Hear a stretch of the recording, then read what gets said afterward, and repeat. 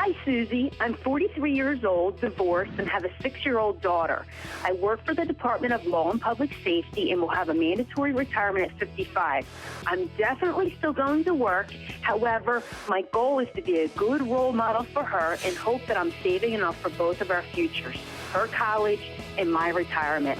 Susie, how am I doing? Lori, how are you, Lori? I'm doing great, Susie. I love your show. Oh, thank you so much. So, Lori, before I go into the numbers and before I even ask you to give yourself a grade, Lori, you've come a long way, haven't you? Yes, I have. Are you shocked at how well and how you're doing all on your own? Like, if you could go back in time to the time that you were no longer with your husband, did you ever think in just a few short years you would be in this position, financially speaking? No, I've just been really determined. I mean, I try to really cut a lot of costs. I work side jobs. I do massage therapy on the side. I sell chocolate-covered pretzels. I mean, I really try hard to get ahead.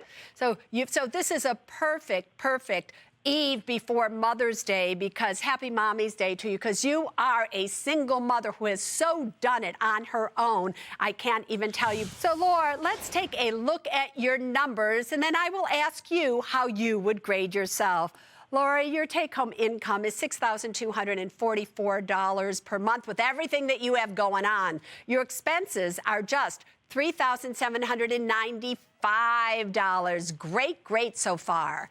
Retirement, you do have $270,000 in retirement plans. You have $22,000 in emergency funds. You have, in terms of investments, $164,000. Your current home value is $212,000. You have no debt except mortgage debt, and you only owe $83,000 on this home. So total assets are approximately $668,000. Total debt is about $82,000. Lori, what grade would you give yourself? Susie, I would give myself a B+. And why is it that you would not give yourself an A? What are you doing as you look at this that you don't think you're doing well enough? Susie, it's just the way the stock market is right now. I just don't feel like I'm getting a return on my investment. I try so hard.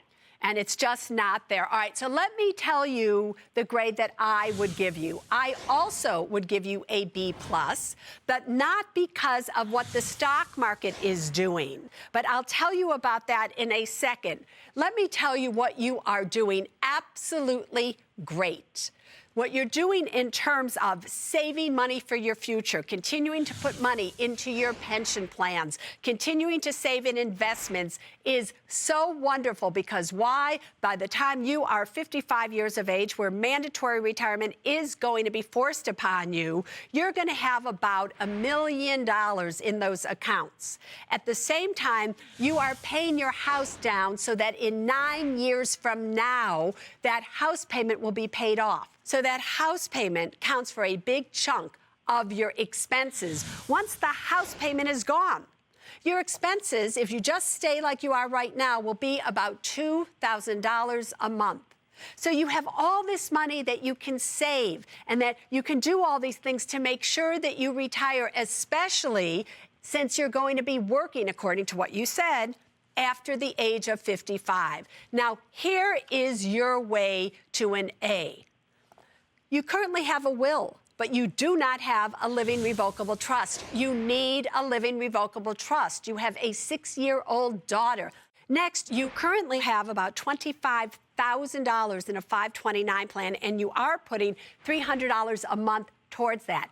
A little shy, because I think you're probably counting on higher returns in the market than you should be. I would increase that $300 to $450 per month to guarantee that she'll have about $110,000 later on in life when she does go to college.